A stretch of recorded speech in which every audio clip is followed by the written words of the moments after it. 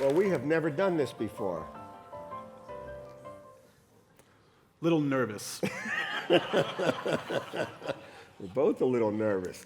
But I'll just see, how many of you at some point in your life had a father? So you can sympathize. You get where I'm coming from then. Yeah, the topic of our session today is the new language of leisure. A boomer millennial smackdown. But it is not clear yet if we're going to smack each other down or we're here to smack you guys down. So just so you know, be on your toes. So my adversary today is my dad, Ken. My dad was born in 1950. He's a boomer.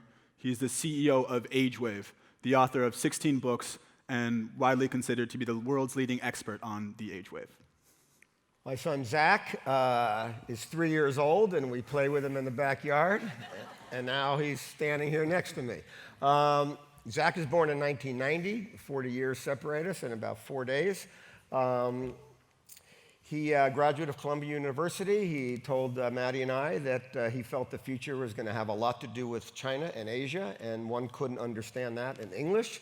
So he moved to China, where he spent the next 4 years without knowing anyone and out speaking the language and having no money, and kind of figured that out. And he's now a principal at the Dylan Schneider Group in New York. He's moved back to the States. He's just finished his first book. It'll be out this winter. It's called Young China: How the Restless Generation Will Change the Country and the World. And he's the smartest guy I know. He is. So we're going to first carve a little bit into what's the portrait of these generations, what's just some of the facts. And then we're going to, you want to explain what we're going to do after that? We're going to drill down into a little more about generational traits. I'm going to talk to you about millennials. My dad's going to talk to you about boomers. This next slide, though, think of it as sort of the stat sheet before about. We're going to get the basics, the bare bones about what each generation looks like. Great. First, boomers. These are people born, and we're going to focus on U.S. as we were asked to do here today, but there's a lot of commonality in other parts of the world, but we're going to focus principally on U.S., but we are going to wander into China in a little while. Born between 1946 and 1964. Millennials, 1982 through 2000. Boomers today are 53 to 71, and I want to remind people of that. Often people say to me, oh, my dad, he's a boomer, he's 87. Your dad may be wonderful, but he's not a boomer. And there are boomers that are 53 and 55 and 57. They're not all elderly people or retirees either. By the same token, millennials are currently 17 through 35. A lot of the time when I say millennials to people, they still think runny nose with a lunch pail. Some of us are starting families. Some of us are deep into our careers, maybe our second, third, or fourth jobs. We're not just the young folks, though we are that too. We're also 35-year-olds looking towards the future. Boomers, because of the change in the number of kids born per couple, one of the interesting things going on in the United States is that the boomers are generally racially homogenous. There's a quip that demographers use that the average Miami citizen is born a Hispanic boy and dies a Jewish woman. That's pretty good. Hey, 1 point for the old guy. Predominantly white population. Millennials are the most racially diverse generation in U.S. history, only to be followed by Generation Z, who is even more racially diverse. There's 75 million boomers remaining in the United States. Millennials, we have 83 million, so we've already started to outnumber our boomer counterparts. By the way, for a China perspective, there's over 300 million millennials there, about the population of the U.S. Here's where it gets interesting. The average household net worth of boomers is $253,000. And it gets a little awkward for me here. The average, and I'm going to tell you a number later that's going to make this number disappear in your minds, but the average household net worth for millennials is about 10 grand. What are you going to tell us that's going to blow our mind? I'm not going to show you everything up front, Pop. I got to leave some stuff for later in the fight. Chinese proverb things? Play your game, man. Play your game. The boomers have got a ton of time on their hands. The kids have left the home. Increasingly, they're partially or fully retired. And so, as we've talked about, they have an enormous amount of time, maybe 20, 25 years of life in front of them, but a lot of time to travel. They don't only have breaks when the kids are on vacation. All of a sudden, their life is largely under their own control. Millennials are a little time constrained. We're employed, we have jobs. We certainly don't have the amount of time now that our boomer counterparts have. On the other hand, we all know that scarcity adds value to something. So I got 2 weeks of my life that I'm committing to my dream experience. I'm gonna suck every single moment out of those 2 weeks. And as you can see here, we're also time expansive.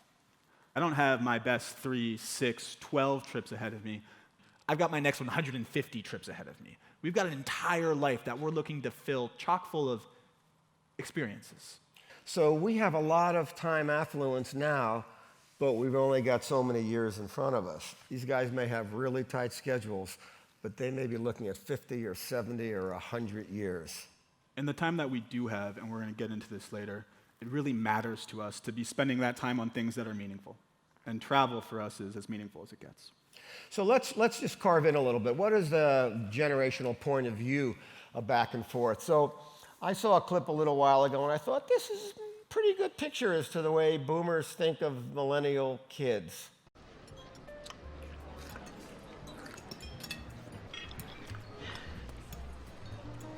Will you two slow down? You're eating like they're gonna take it away from you.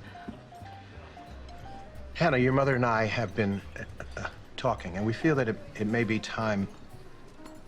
How can I phrase this? Well, we see how well you're doing at work, and you really seem to be figuring out what it is that you want. But it may be time for one final push. What is a final push? We're not going to be supporting you any longer. But I have no job. No, you have an internship that you say is going to turn into a job. I don't know when. You graduated from college 2 years ago. We've been supporting you for 2 years, and that's enough. Do you know how crazy the economy is right now? I mean, all my friends get help from their parents. We are sympathetic to that. But I'm your only child. It's not like I'm draining all your resources. I mean, this feels very arbitrary. No, we can't keep bankrolling your groovy lifestyle. My groovy lifestyle? The bills add up. We're covering your rent, your insurance, your cell phone. I'm just saying that I am so close to the life that I want, the life that you want for me, that for you to just end that right now? No more money.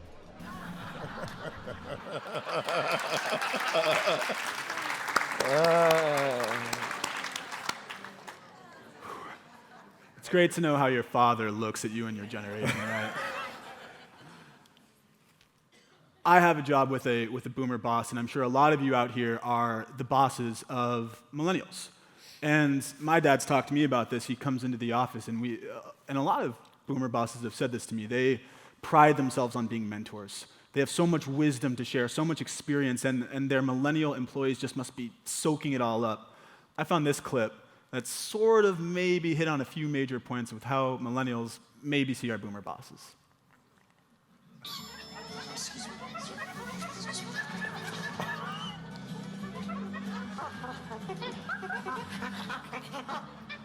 It's very creative. But sir, I just think it's a bad idea to name a product the Titanic.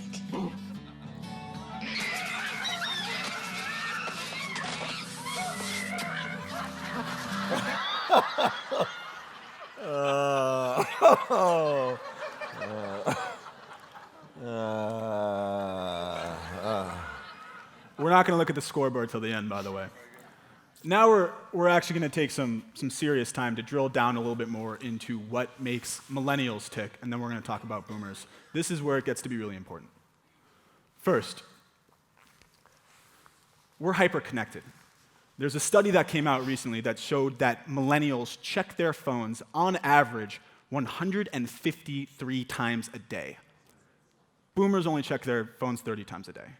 A different study came out that showed that 85% of millennials, the first thing that we do in the morning is check our phone. The last thing we do at night is check our phone. And we're not looking at the news.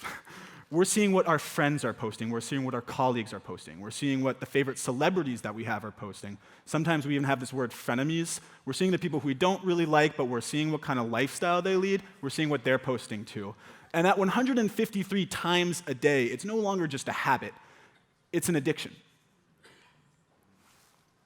Second, aspirational, and the second part I'm going to go into in a second. We are a Disney Channel generation. We grew up wanting big romance, big lifestyle, big success, and big stories. On top of that, to build on hyperconnected, we are the generation that is the first generation that has been building our own story and putting it out into the world every single day. We're used to curating what we believe is our best selves, our best lives, and putting it out for everyone to see. You know, the other side to that coin is something called FOMO. How many people here have not heard of FOMO? It's okay. Wow. FOMO is said to be one of the most pernicious psychological drivers of my generation. It means the fear of missing out. If I'm putting my best self out into the world, I'm also receiving everyone else's best selves, their highlight reels. So imagine me at the end of the day doing my 153rd look of the day, seeing people getting promoted, seeing people's wonderful relationships, seeing them on white sand beaches over in Bali, seeing their best selves, their highlight reels, thrust forward into the world for me to see. This fear that I'm not living my best life, that I'm not having big enough experiences, big enough trips, far enough travels, that's a real psychological driver for my generation. Third, we're experiential, and for this I gotta tip the hat to the boomers a little bit. My grandparents believed that the things that they had, the things that they owned, indicated whether or not they had a good life. Now, I learned from my parents that the experiences that I have and who I have them with are really what define a high quality of life. So we're not the generation of keeping up with the Joneses. We're not about white picket fences. We're about white sand beaches. We're not about having gold watches, although we're starting to. We're about golden temples and pagodas. We want to go out and see the world. It's something we strongly believe in, and we inherited that from our parents. Number 4, and this is big for the travel industry, we're do-it-yourselfers, DIYers. We are the first generation who grew up with the internet, and I have tremendous confidence, as do many millennials, that I can go online and figure out how to create and do something on my own, whether or not it's build a table from scratch for our kitchen, plan your amazing travel experience, or learn a language, in my case. I went to China when I was 22, and before I went, I looked at the best strategies, the best habits, the best tactics for learning language the fastest. And what I learned meant that when I was there, I shouldn't be in a classroom. I should get out of the classroom and be experiencing things, be talking to people, be taking long train rides where I'm having intense, deep conversations. But I learned how to do it at home on the internet. 再说了，我没有参加任何的一个组织去的，而是我一个人去的。And what I just said is, my folks wanted me to take part in an organization and go. They wanted me to join Fulbright and go. But I believed that I could do it myself, so I went alone. I'm remembering, Zach, when you were in your first dump living in Suzhou, and with no heat and no hot water, and struggling your way with the language, you told us that, and you had no money at that point, you were trying to get a job, you applied for a job as a golf pro. And it looked like you were getting it, but we had to remind Zach that he actually didn't know how to play golf. And I think what you said to us, hey, you got 3 days, and there's YouTube, so you'll be fine by the time you... So, do-it-yourselfers. Do-it-yourselfers. And the fifth, and this is important, and we sort of lose sight of this, we're self-discovering. I said earlier that we're deep, some of us are deep into our careers, but we're early in our lives. What my dad talks about is a longevity revolution. I might live till I'm 150. Who I am, who I want to be, the dreams that I have, the dream experiences that I want to have, and who I want to have them with, I'm still forming and shaping what that looks like. And frankly, I'm looking for input. Let's take a look at some of the generational traits with boomers. Now, I want to be careful because not all boomers are the same person. And, the whole idea of a generational personality, it's like a marketing fabrication. We know that. But we'll stick with that anyhow for a little while, and then we're going to break it down for your industry. Couple of things. First of all, boomers at this stage in their life are experienced. We have bought thousands of things. We have spent hundreds of thousands, millions of dollars. We are sophisticated buyers. We also have ratcheted up our expectations. We know what crappy service is. And when we get great service, we get it. We know what it is. Matt and I were cruising the Baltics a year ago, and we're at the top of a beautiful ship that we're on, and we saw a sunset that lasted like 3 hours. And we looked at each other, and what we both said was, we may never see a sunset as gorgeous as this one in this life.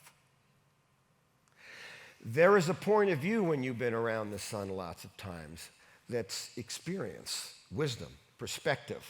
What else? We're a generation compared to our own parents and their generation. They believe that the power came from your group. They fought wars, they fought in groups. The war, they stood behind political issues, they were patriotic, they believed that their union, their church, that was the way to have power in this world. The boomers, for better or worse, came through at a time of great affluence and prosperity and education, and the belief that if you really want to make something of your life, make something of yourself and be the master of that journey. The boomers largely believe if something's going to happen for them, they're going to make it happen. And they want to be treated with respect for that. They believe in the meritocracy, that if they are where they are, they earned their way there. I should also tell you that that self-empowerment can become self-indulgence. It flips pretty easily.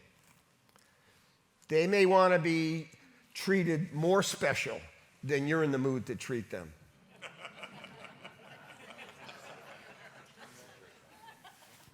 You know, we're always seeking personal growth, making yourself better, making yourself smarter, learning more about wines, learning foreign languages. A lot of our travel trips are not just about kicking back and relaxing.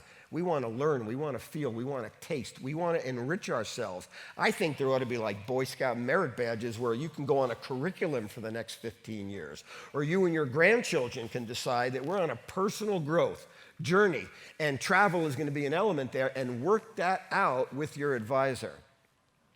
They're also aspirational. The boomers are generally a hopeful people, and they want the best that they can have in this life.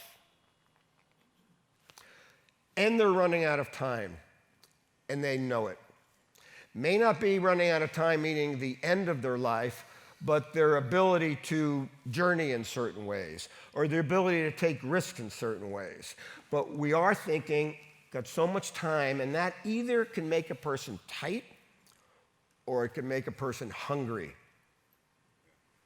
And that's partly going to depend on how you whet their appetites. Let's just give you some of what we think the pros and cons are. From where I sit, why should the luxury travel industry be concerned about boomers? First of all, as we've discussed, they have the greatest wealth of free time of any human beings in the history of the world. And they have the greatest concentration of wealth in the history of the world. And they have an appetite to learn, to see, to feel, to touch, to try new things. You could not have dreamed up a better demographic or sociologic scenario for your industry. The cons, they're old, they don't look quite as good in bathing suits, they're higher maintenance, and they have a tendency to be cranky and they're dying off. So, yeah, I mean, is it the perfect target audience? In a lot of ways, they've got great assets, but in other ways, there's some friction. We're going to start with the cons, because this is the millennial you know. Most are broke, mating, or paying off debt. I told you earlier that number that a millennial household, the average household net worth is about 10 grand. We were looking this up this morning because it seemed a little fishy. There are 5 million millionaire millennials in the United States right now. 5 million. So we have this idea that millennials are that. We're too broke, we're ramen subsistent. Some are, but that's not across the board. 5 million millennial millionaires. It's extremely hard to say, but it's worth writing down. And they also have this millennial mindset, and this is where it starts to get important. So these are the pros. We are young, global, and fiercely experiential. We are, without a doubt, the most global generation. There's this line that comes out of China. China, by the way, as everyone here obviously knows, is the largest outbound travel tourism market in the world at this point. And if you look at the graph, it's not even that close. It's like, America, Germany, and then China is blasting off into space. Of all of the passport holders in China, 2/3 are under the age of 35. The entire travel revolution that's happening in China right now is being pushed by this millennial mindset. And the line I said yesterday, and I'll translate it for you today, it's become popular on all of Chinese social media, this hyper-connectedness, and it's spread like wildfire. The line is, 这个世界那么大，我得出去看看. It means, the world is so big, I need to go and see it for myself. I got a question for you, Zach. You mind if I interrupt the flow here? We had a 76 million person baby boom in the United States, gotten a lot of pizzazz and a lot of attention. Canada, it was about 7-8 million folks. The Chinese baby boom was 400 million people. 440 million. All right, so they're growing older now. Mm-hmm. How are the millennials in China relating to the world, in your view, different than their parents? First, let's take it back. If you were a Chinese boomer, you were born into poverty, most likely. Your view of the outside world was sort of governed by this idea of 闭关锁国. It means to lock off your country, keep things hermetically sealed. The view of China, from within China, of the outside, if you were brought up in Mao's era, was 12 pictures on a monthly calendar, fields of Europe. That was it. But there was an intense curiosity, a curiosity without any access whatsoever. This young generation who was born to these boomers and was born, is a product of that child rearing, has grown up with that same intense curiosity, but they have the means now to go and see the world. So they're extremely curious. It's relatively homogenous within China, but there's this idea that the world is so large, I need to go out and see it for myself. And if you're born in 1990 like I am, you have every single year of your life watched your country and your family become wealthier, more powerful, and more desired, visa-wise, every single year. So this desire to leave China, go and see the world, it's inherited from their parents, who weren't allowed to. And now they're going after it with a passion that, frankly, I don't know that we've seen anywhere else in the world ever. What role has the internet played in all that? Huge. There's this idea in China that you sign on the internet and you can't see the outside world. I'm sorry to disabuse you of this illusion. It's just not true. So much of the world, so much of our movies, so much of the TV shows that we put out there, my friends in China can quote Big Bang Theory faster than I can. There is so much of our culture that they can see. Some of our politics, not necessarily. But the meat of it, our movies, our sceneries, our, the view from here is crystal clear from within China. And this excitement about going out there and experiencing for themselves is massive. Last question on this, and thanks for this. So you were living pretty comfortably, and you went over there and struggled for years. Why did you want to learn the language? So much of a culture is hard baked into a language. China and Chinese, if I'm sure you guys have all discovered this for yourselves, it doesn't translate as a culture or a language neatly into something that we can understand in the West. And when I first went there, it became crystal clear to me, and I keep saying that, it was an idea seeded into my head, I think, earlier, that in order to understand China, you first had to understand the language. And we talk about this idea of trust with advisors. And in order to build trust, I found in China, in order to enable me to write this book, I had to first learn the language in order to understand how people thought there. And without it, my understanding of China would be next to nil. It would be headlines, which is calamity, calamity, calamity. It's not who the people are. As you learn more of the language, and trains and buses and street corners and camels, and as we know you did you feel like your understanding of China changed? Let me backtrack for a second. My first year in China, to give you an idea about how much I love what you guys do, I spent 300 hours on trains, buses, and four-wheeled contraptions moving across the country. As I stayed there longer, I started to move up in the value chain. So I've seen China in most ways possible. I've been to every province. I love it. And I love the traveling process. It's something, an understanding of China is absolutely something that builds over time. And it was only deepened the more time I spent there and the more people I mean, you guys are in the business of people. And the more I started to understand the language, I was able to understand the language of dreams. So you've been traveled on 5 continents now. You've been to dozens. When I was 27, I had never left the United States. You're 27, you've been to 30, 40 countries. You've traveled all over the place. Do you meet other travelers like you, other young people like you here and there, and do you kind of get what's going on? I mean, is there sort of this kinship? We're going to move into this in a second. But it sort of takes a millennial to see the millennial traveler.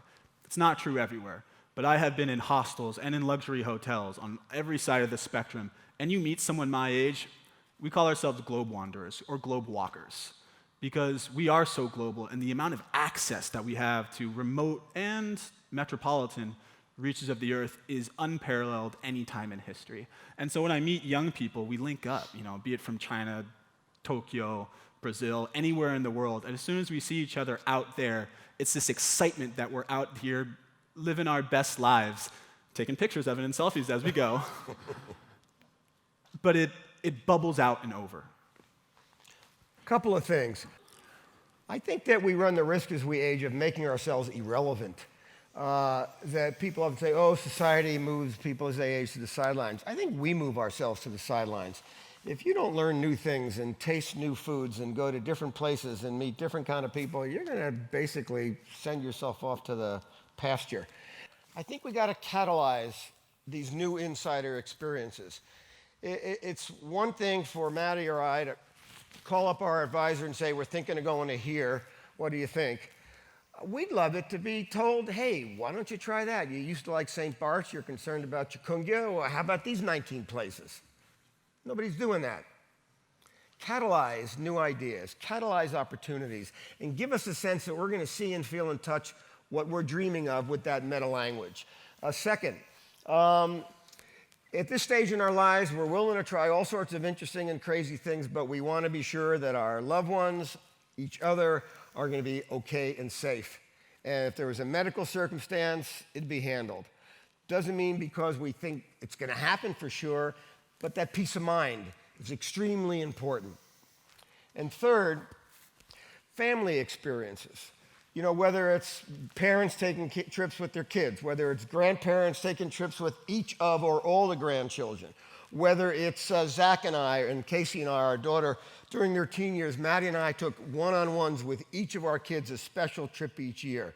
So Maddie went to South America to the Amazon with Zach. We rafted the Grand Canyon. Casey and I went to theater in London. The idea of one-on-ones, and I asked Zach recently if I were to knock off what are the 10 things he'd remember about me, and 8 of them were on those experiences. But if you're not suggesting remarriages or time with each of your kids in solo, or if you're not coming up with clever new family ideas, you're missing the opportunity. Zach? We're going to talk about millennials, but a lot of these things reflect back on what boomers want and even incorporate, you guys are a smart room, obviously, a lot of what you're talking about. First is show us. Show us the world. If you aren't in my face at more access points showing beautiful imagery of that vacation in Bali that I need to take, short, digestible videos that break up my 50 weeks of the year where I'm a sort of desk monkey trying to make enough money to go pursue my dreams on this wild virtuoso trip, if you aren't showing me the world you can and the dreams that you can bring to me, you're missing the boat. Second, teach us. Teach us your value to our lives in travel. Matthew was kind enough to introduce me to 6 or 7 of his millennial and Gen Xer rock star advisors in New York City, and one of them explained what they do as we're the biggest Noah guy economy in the world.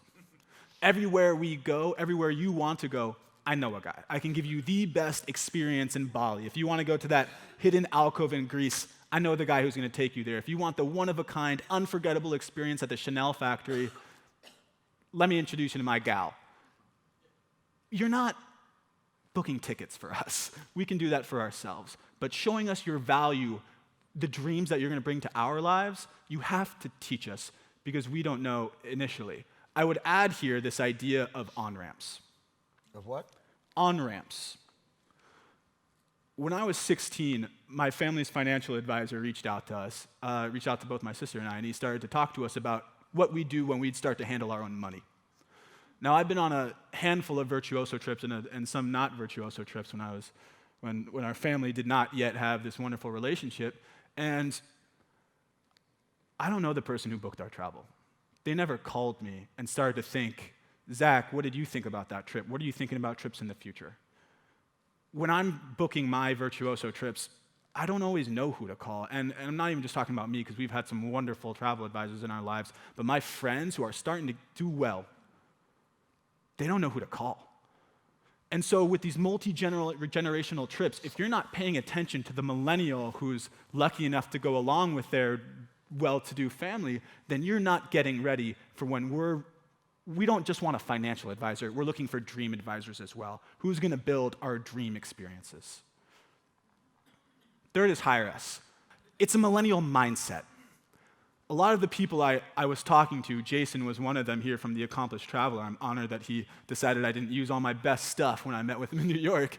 He talked about this energy, this new vision, and then with the virtuoso stamp of approval, this respect that even young advisors are able to bring not just to their millennial clients, not just to their Gen X clients, but the boomer clients who appreciate the fresh energy and vision.